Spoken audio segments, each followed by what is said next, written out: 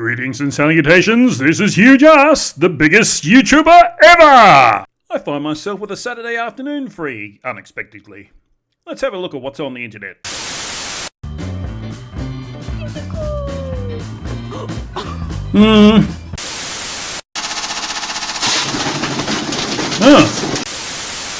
You're an absolute moron if you think that evolving from monkeys is what happened. God, no! The flood of Noah is a fact of science. It's a fact of history. It's something that we can objectively verify to be true. Oh, hey look, it's Matt Powell. Isn't he that guy? Matt Powell has an inflatable banana in his backyard which he calls Dr. Peel. Yep, that's him. Matt Powell, the boy preacher. I'd call him the boy wonder because, well, A, he's obviously a boy, and B, it's a wonder anyone listens to him. And he's saying that the flood of Noah is something we can objectively find to be true. I guess he's got lots of evidence to back that claim up. Let's see what he has. And the reason that is because we find 10-mile thick pieces of cold rock that have been subducted down into Earth's hot molten mantle. So Noah's flood is true because there are rocks under the Earth's surface. Okay, I don't see the connection. You'll have to explain further. Earth's hot molten mantle is about 5,000 to 7,000 degrees Fahrenheit. It is extremely hot there. Now, if slow and gradual plate tectonics that took place over millions of years of geological time were what accounts for these rocks being there. Oh wait, I think I know where he's going with this. He's gonna say it's stupid, isn't he? Then these rocks would have been cooked. They would have joined their neighboring temperatures, they would have melted. We wouldn't have been able to even detect them with tomography. Oh, he did, didn't he? He said it's stupid. Look, I'm not going to get into all the science of how the Earth's crusts move and how layers get subducted under others and all that sort of thing. Look it up yourself or chat to PhD Tony about it. What does rocks under the Earth's surface have to do with Noah's Ark? And seeing as Matt thinks he can cook rocks, remind me never to attend any restaurant that he owns.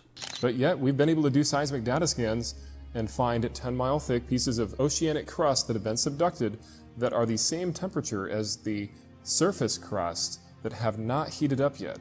So? It's as if you read about this in a textbook last night or something, and suddenly you know everything. What has this got to do with Noah's Ark? This means that these rocks were catastrophically broken up and catastrophically subducted in the recent past and very quickly, and this completely eviscerates the idea that slow and gradual movements in the Earth's crust are what created the geological formations that we see today. No, it doesn't. How do you come to that conclusion? Geological forces are ongoing. They're happening all the time. It's not surprising that something's happened in the recent times, as well as happened in ancient times. A simple volcanic eruption proves that. But if you look into those cold, dead fish eyes, you'll see the smugness that he thinks he's got a point. Because if it were the case that millions and millions of years of supposed geological time were what caused rocks to get where they are today and geological formations to form in the way that they did, these rocks would not even be able to be detected in any way whatsoever. Poor little Matty doesn't really understand what he's talking about, does he? Yes, some rocks are billions of years old. Others are only minutes old, because they're coming out of a volcano right now, somewhere in the world. In fact, there's about 50 volcanoes erupting right now. The Earth is an ever-changing thing.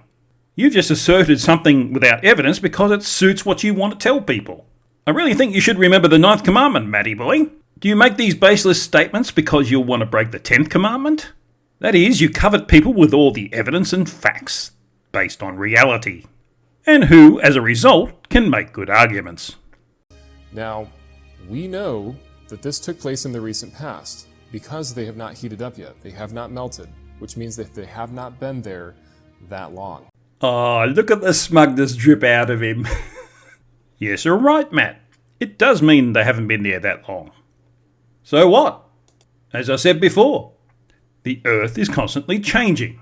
So let's move off the things that you read about in the book last night and move on to Noah's Ark. There's only a minute left in your video. I'm getting a bit worried you're not going to tell us this proof that you said you had. Now, what would happen if you had something like that happen today? What would happen if you had a 10-mile thick piece of rock from Earth's crust get rapidly subducted into the hot molten mantle? That would cause such catastrophic plate tectonics.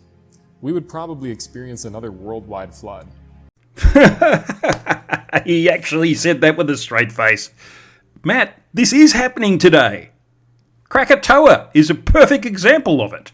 It's also happening in New Zealand, Samoa, Western United States and Canada, Italy, and many other places around the world.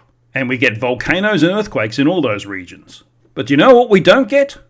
A worldwide flood. If this is your proof of Noah's Ark, it just doesn't cut it, boy.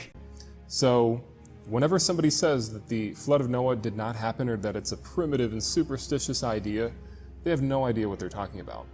Gee, he's good at this straight face thing, isn't he?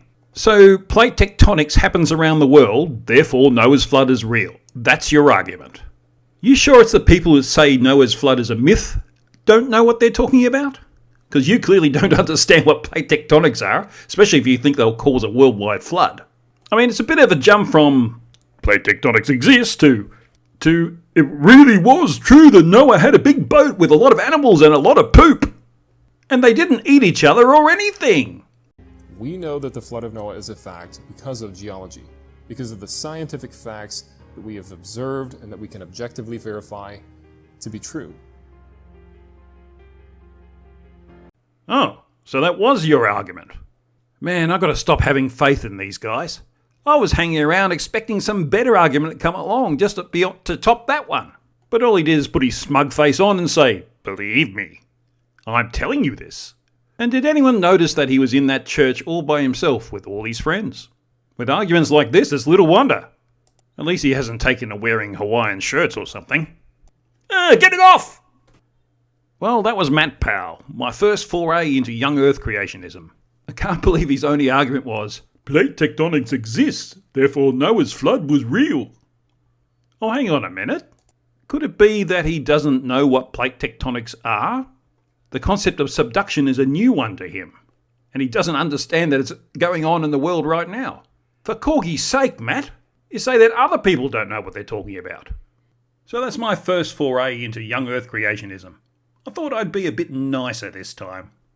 I just want to say I respect anyone who has a faith, but if you're going to make stupid arguments to support your faith, I'm coming for you. And the last thing you want is a huge ass coming down on your head. I mean, the smell alone. Anyway, the corgi's warming up, so if you like this video, click the like button. It really helps me out, as does leaving a comment. And if you'd like to see more of what I do, click the subscribe button and the bell notification so that you get notified of future videos that I put out. And if you really like what I do, you can become a channel member by clicking the join button below. For $3.99 Australian a month, that means you're a part of the huge ass movement.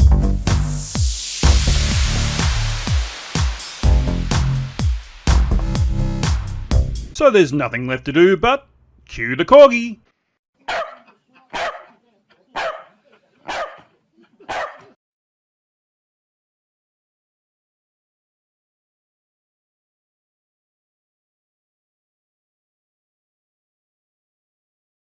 You're despicable.